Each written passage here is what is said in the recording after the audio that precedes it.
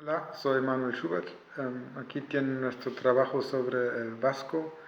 Espero que les resulte interesante a pesar de esa forma digital que es nuevo para todos. Un saludo a todos y todas. Soy Silvia Ruiz Pérez y he estado trabajando en este proyecto con nuestro compañero Manuel.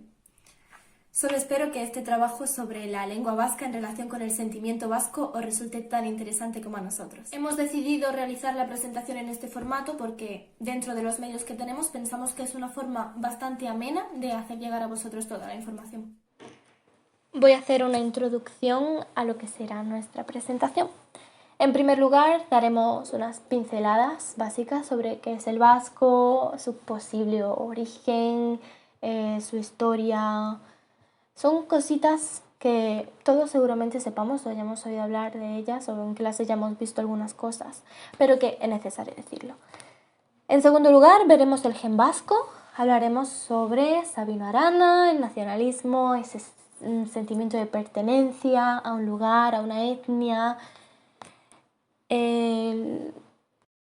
También explicaremos qué es lo que hace al vasco algo único en el mundo y cuáles son las características únicas del vasco que se usan como distinción, que hacen sentirse a la gente vasca diferente, como miembro de una comunidad. A continuación, analizaremos una serie de discursos políticos donde vemos ese sentimiento vasco o nacionalista o independentista en algunos. Después, hemos realizado una encuesta sobre el sentimiento de identidad vasca y compartiremos con vosotros los El resultados de la euskera es la encuesta lengua oficial en el y País las Vasco y en la zona consecuencias vascófona de Navarra. que ha Como tenido todo veremos más este adelante en proceso esta histórico del presentación, el vasco en nuestra euskera actualidad. tiene muchas peculiaridades en comparación con las demás lenguas en España. Y las dificultades de concebir esa lengua ya empiezan con su denominación. Euskera es el nombre que el español ha tomado del vasco para referirse a la lengua vasca. Y según el diccionario de la Real Academia, también es válida la ortografía castellanizada, pero es menos frecuente. La palabra euskara con A es muy parecida a la palabra euskera, pero no se usa en español, es una palabra vasca.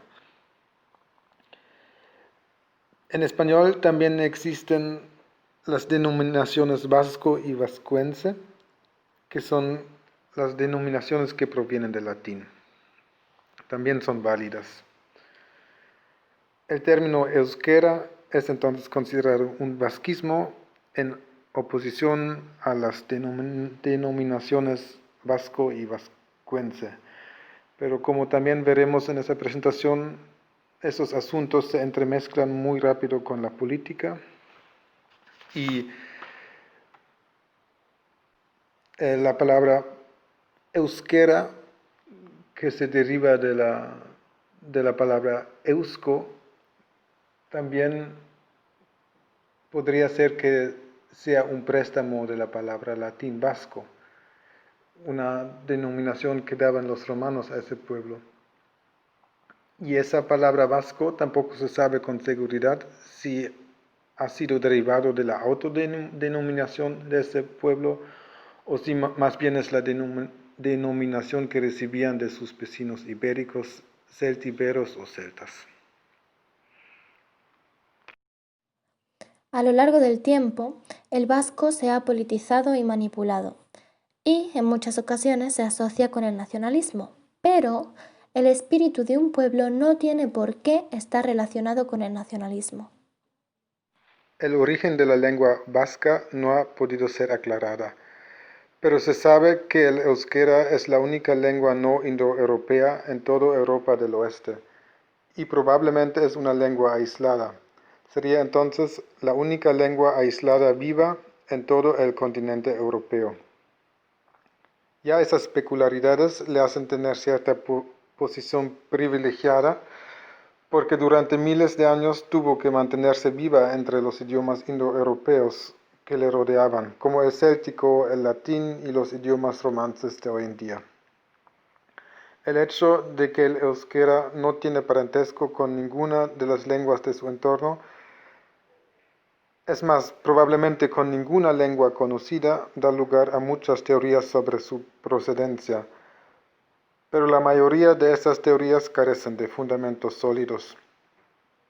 Las dificultades al aclarar la procedencia del vasco se dan por el hecho que los testimonios escritos más amplios del euskera recién surgen desde el siglo XV y también los idiomas con cuales se busca un parentesco no se conocen suficientemente, como ocurre por ejemplo con la lengua íbero. El idioma íbero fue una lengua no indoeuropea que se hablaba en la España prerromana desde el siglo VI hasta el siglo I a.C. Existen convergencias entre el vasco y el íbero, y una de las teorías sobre el parentesco del vasco es justamente el vasco-iberismo. Es una hipótesis que afirma un parentesco entre el vasco y el íbero. Pero otros científicos afirman que las características en común son muy pocas. De 1000 palabras investigadas, solo 51 tenían algo en común con el vasco. Así que las convergencias actualmente se atribuyen más al contacto entre las lenguas.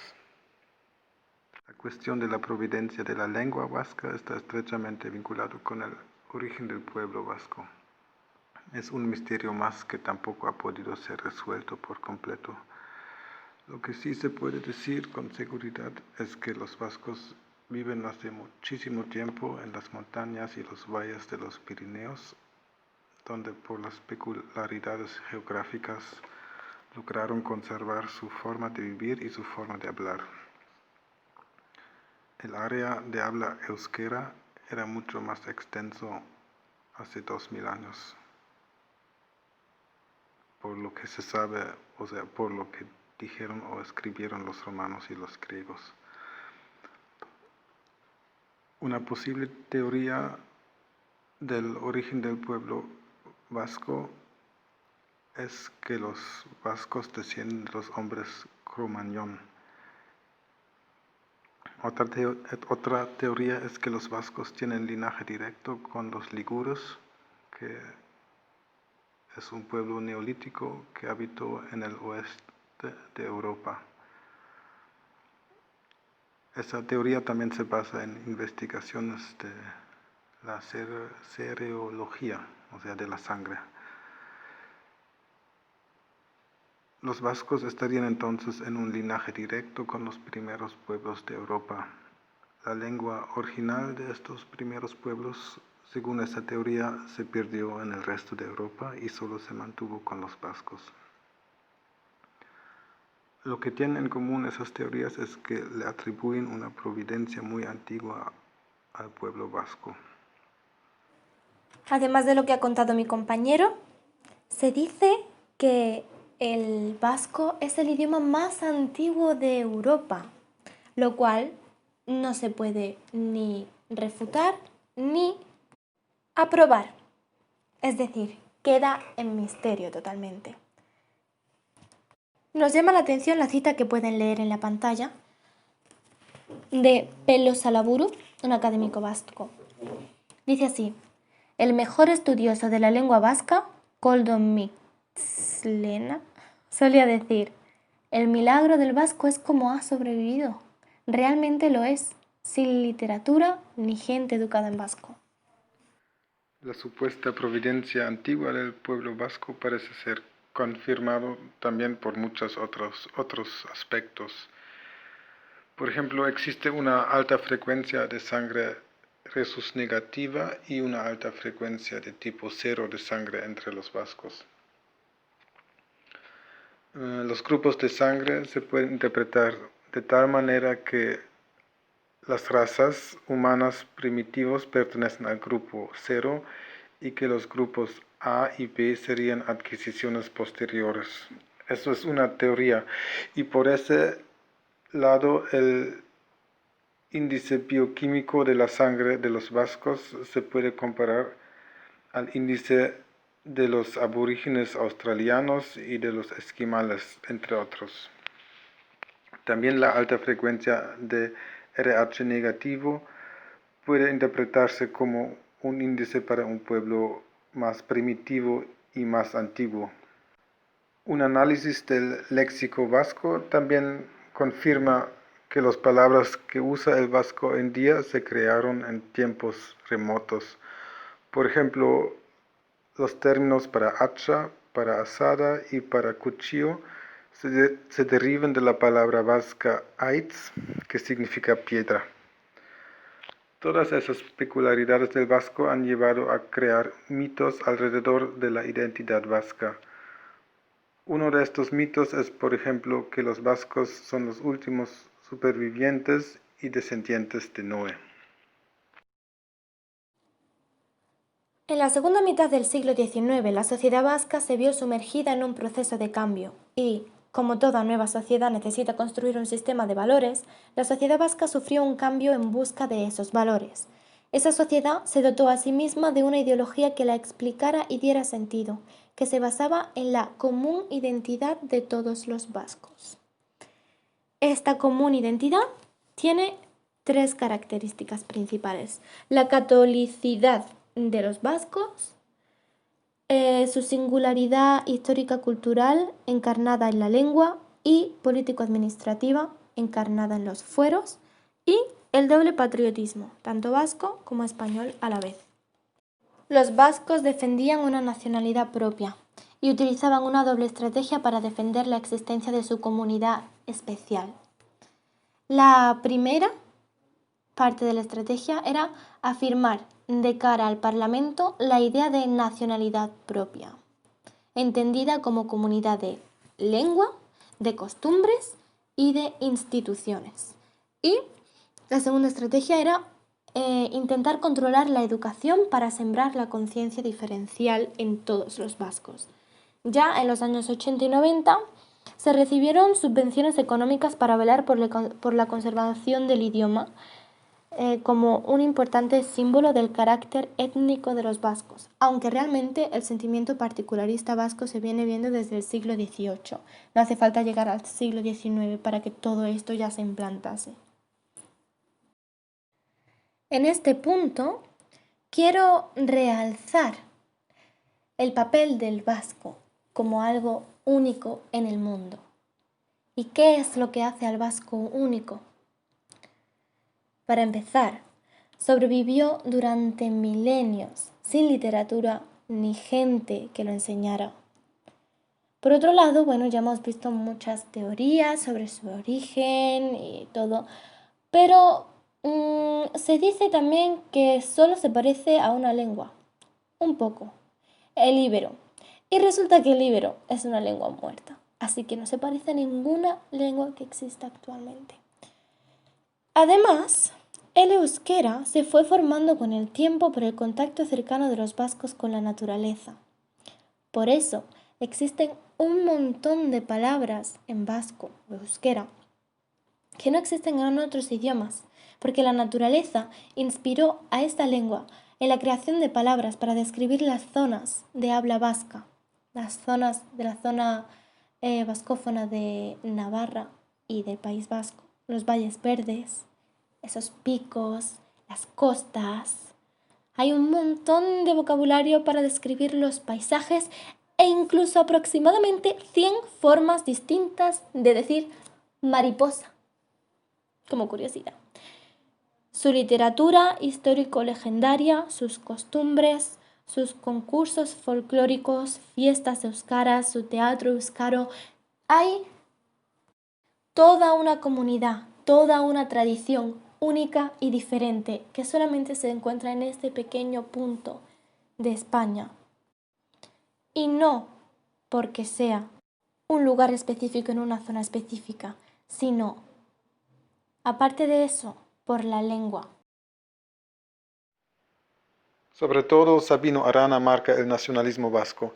Él supone la existencia de una raza vasca particular.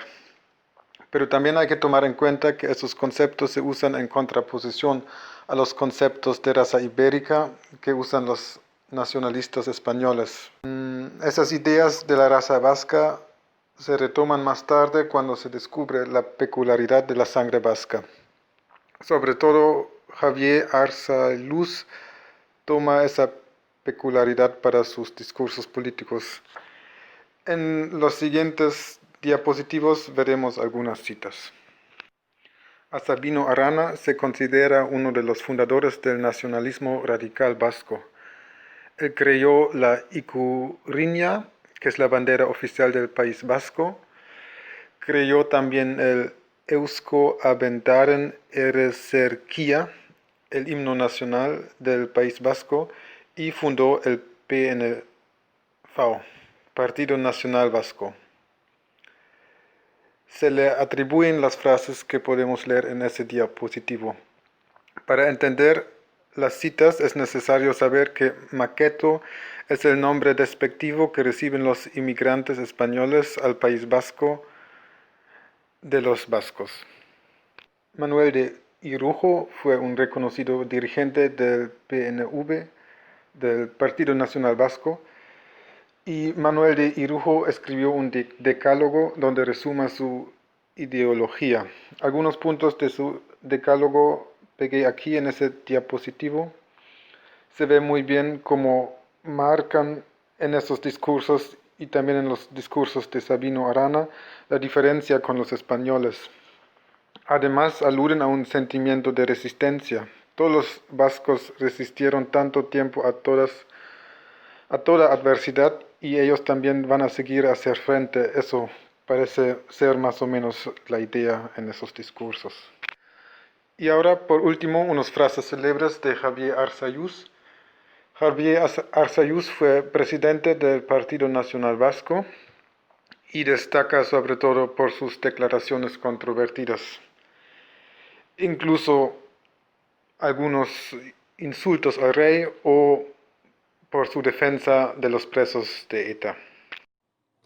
Hemos seleccionado un par de vídeos en los que podemos ver el sentimiento vasco a flor de piel en los discursos por parte de miembros del Partido Nacionalista Independentista Bildu en su lucha por mantener al País Vasco en el lugar que le corresponde. Señorías, señoras, señores de Vox, miren a su alrededor. El independentismo vasco, catalán y gallego está más fuerte que nunca. No solo más fuerte, también más unido que nunca. Sí, más pronto que tarde, Euskal Herria, Galicia y Cataluña serán repúblicas justas, Señora libres Ipurua, tiene que terminar, por favor. y democráticas. Termino ya. Lenguas, los idiomas como armas arrojadiza. No sé si se ha escuchado usted mismo, si tiene la capacidad de escucharse, porque ha dedicado insultos por doquier a todas las lenguas, también al euskera. Yo no voy a caer en el mismo juego de provocaciones que usted propone para el debate con el castellano. Puedo tener respeto al castellano y amar al euskera. Usted parece que no sabe amar una lengua que no sea la suya, aunque esté orgulloso de ser monolingüe. Usted nos hablaba de colonoscopias. Usted nos hablaba de colonoscopias de algún amigo, de alguien que le dijo, y permítame que le diga que yo no podía pensar en otra cosa cuando lo oía que en lobotomías. En la lobotomía que tiene que tener su cerebro para pensar cómo piensa y decir lo que dice. Porque hay quien dice que la lengua nos hace personas. Hay quien dice que la lengua nos hace personas, nos socializa y nos hace progresar. El que solo tiene una tiene un mundo, pero el que tiene dos o más lenguas conoce tantos mundos como lenguas. Nadie que tenga conciencia quiere perder una sola lengua de las que sabe o conoce. Nadie, en su sano juicio, intentaría imponer el monolingüismo, que es lo que usted ha pretendido. Pero ya sé que quizás debo excluirle el sano juicio. Quizás por eso, en las últimas décadas se han dedicado esfuerzos al reconocimiento y protección de la pluralidad lingüística mediante la acción política de diferentes instituciones públicas con medidas como la acción positiva a favor de las minorizadas. Tenía muchos ejemplos, le voy a citar solo uno, el de la Carta Europea de las Lenguas Regionales o Minorizadas, firmada por el Estado español en el 2001. No sé a qué gobierno o a qué partido de los que usted señala tiene que echarles la culpa.